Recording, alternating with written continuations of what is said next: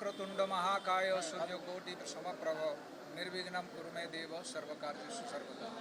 મિત્રો, ગણેશ ઉત્સવ હવે નજદીક આવી રહ્યું છે, ત્યારે વર્ષોથી સુરત શહેર ગણેશ ઉત્સવ સમિતિ સુરત શહેરમાં ગણેશ ઉત્સવ રંગે ચંગે કોમી એખલાસમય વાતાવરણમાં શાંતિથી ગરિમાપૂર્વક રીતે ઉજવાય એને માટે અમે પ્રયાસ કરીએ છીએ.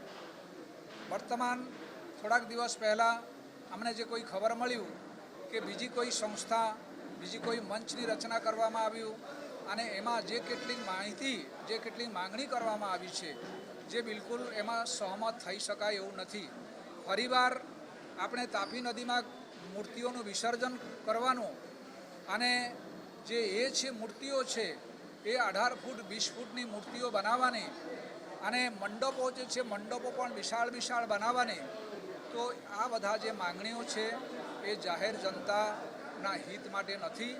માટે ગણેશ ઉત્સવ સમિતિ, સાધુ સંતો અને જે ગણેશ આયોજકો મિત્રો છે એ પણ એમાં સહમત નથી. અમે એના એ કરીશું, ઉપર સુધી આપણે વિરોધ, કારણ કે કોર્ટની આદેશ છે, કોર્ટનું હુકુમ છે, હાઈકોર્ટ, ગુજરાત હાઈકોર્ટનું એ છે જજમેન્ટ છે અને સાથે સાથે સુપ્રીમ કોર્ટના જે ગ્રીન ટ્રિબ્યુનલ છે એ ગ્રીન ટ્રિબ્યુનલનું પણ આ અંગે સંપૂર્ણ માર્ગદર્શક છે. તો અમે આ રીતે એને જ અનુસરણ કરીશું, બીજા કોઈનું નહીં. આ અમારી સીધી વાત છે. નમસ્કાર.